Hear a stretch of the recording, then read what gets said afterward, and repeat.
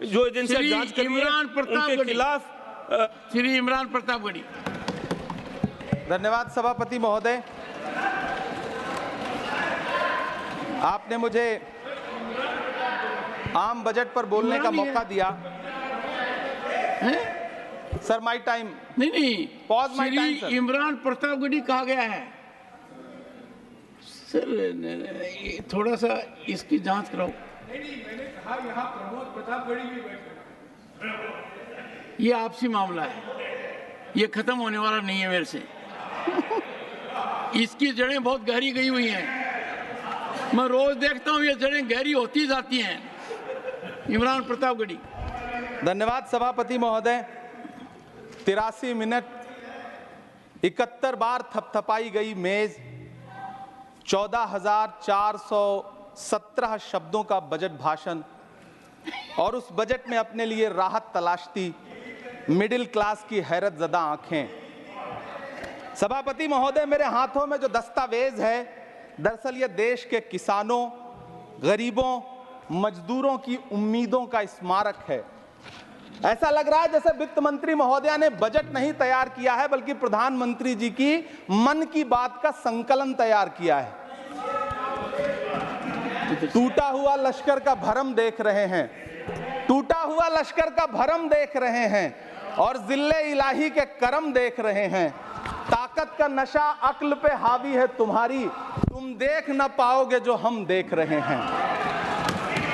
वित्त मंत्री महोदया ने इस बजट में महंगाई पर सिर्फ 10 शब्द बोला है। जिस देश में टमाटर 100 रुपए किलो बिक रहा हो। सभापति महोदय, मेरा टाइम पॉज करें और बार बार इंटरप्ट करने को या तो मना करें। हाँ बोले, कृपया बोले। सभापति महोदय, वित्त मंत्री महोदया ने इस बजट में महंगाई पर सिर्फ 10 शब्द बोले हैं। जिस देश में टमाटर 100 रुपए किलो बिक रहा हो उस देश की वित्त मंत्री के पास बजट में महंगाई पर बोलने के लिए सिर्फ 10 शब्द है। डीजल, पेट्रोल, आटा, चावल, दाल, सब्जी की महंगाई का तो कोई जिक्र ही नहीं। सावन चल रहा है तो प्याज और लहसुन का दाम पूछना तो शायद पाप होगा। मैंने तो यह भी सुना है कि वित्त मंत्री जी जो चीज खुद नहीं खाती हैं उसके दाम से उनका कोई लेना देना नहीं होता। लेकिन इस बार बजट पेश करने के लिए पार्लियामेंट आने से पहले वित्त मंत्री जी ने दही और चीनी खाई थी। अब तो उनसे यह पूछा जा ही सकता है कि उन्हें दही, दूध और चीनी का रेट तो इन दिनों पता ही होगा। क्या उसे सस्ता करवाएंगी या नहीं सस्ता करवाएंगी? अगर पता है तो कृपया सस्ता करवाइए, क्योंकि इसी चीनी ने अमेठी में एक मंत्री महोदया का राजनीतिक कैरियर कड़वा कर दिया। सभापति महोदय, अपने शीश महलों में बैठे हुए सरकार के सांसद और मंत्री कह रहे हैं कि महंगाई कम हो रही है। संसद की कैंटीन से बाहर निकल करके एक चाय का कप खरीदिए, तब समझ में आएगा कि महंगाई कम हो रही है या बढ़ रही है।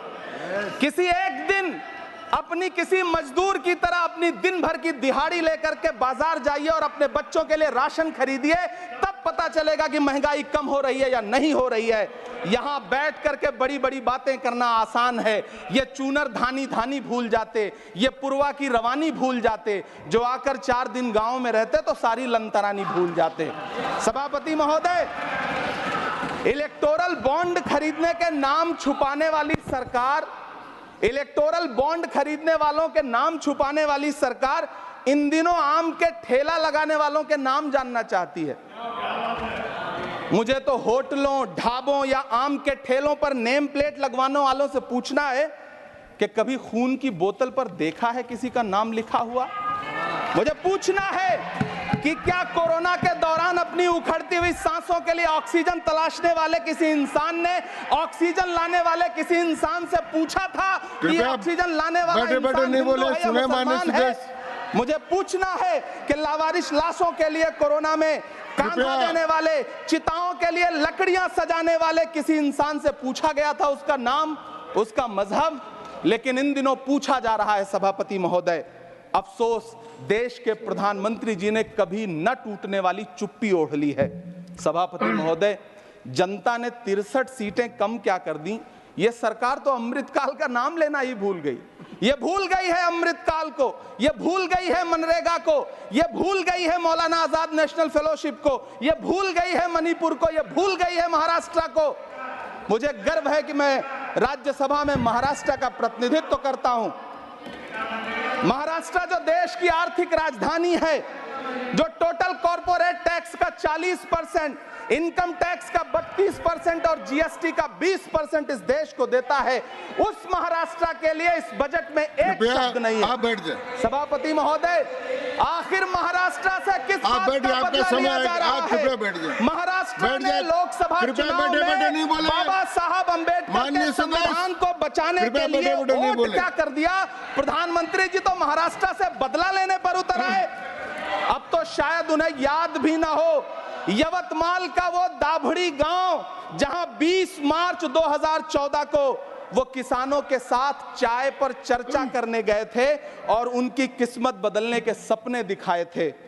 उसी यवतमाल में पिछले 6 महीने में 132 किसानों ने आत्महत्या की है। सभापति महोदय, महाराष्ट्र में हर महीने 209 किसान आत्महत्या कर रहे हैं। राज्य सरकार द्वारा सौंपा गया आंकड़ा बताता है कि 1 जनवरी से 31 मई के बीच 1046 किसानों ने आत्महत्या की है। लेकिन अफसोस, इस बजट में महाराष्ट्र के किसानों के लिए कुछ भी नहीं है। किसानों से चिढ़ी हुई सरकार ने बजट में किसानों के एमएसपी की लीगल गारंटी नहीं दी। लेकिन याद रखिएगा, जो किसान का नहीं वो हिंदुस्तान का नहीं। सभापति महोदय, मुझे वित्त मंत्री जी से पूछना है कि वो जो कुछ साल पहले 100 स्मार्ट सिटी बनाने का ढोल पीटा गया था, सुना है उस ढोल में पानी भर गया है, इसीलिए आपने उसका नाम बदल करके सिटीज ऑफ ग्रोथ हब्स रख दिया है।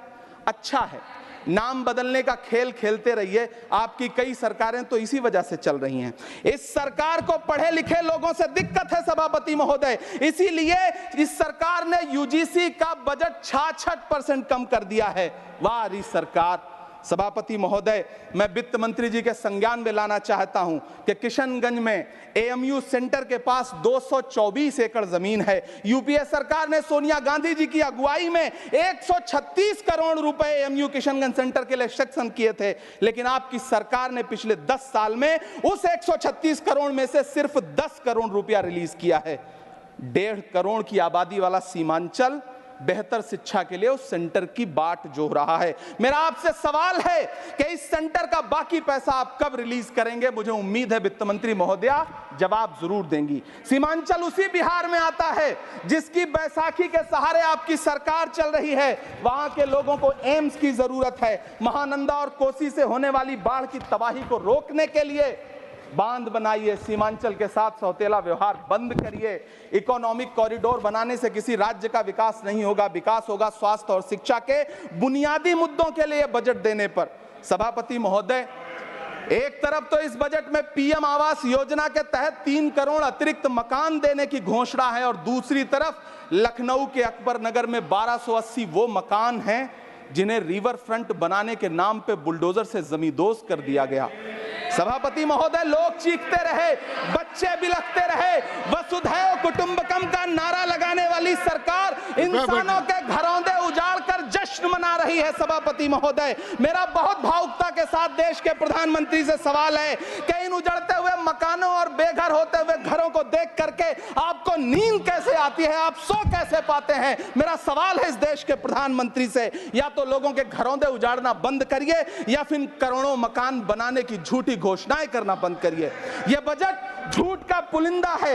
यह बजट आपके पिछले साल के बजट का कट कॉपी पेस्ट है। यह बजट हमारे चुनावी घोषणा पत्र की नकल करने की एक बेईमान कोशिश है। लेकिन कहावत है ना कि नकल के लिए भी अकल चाहिए।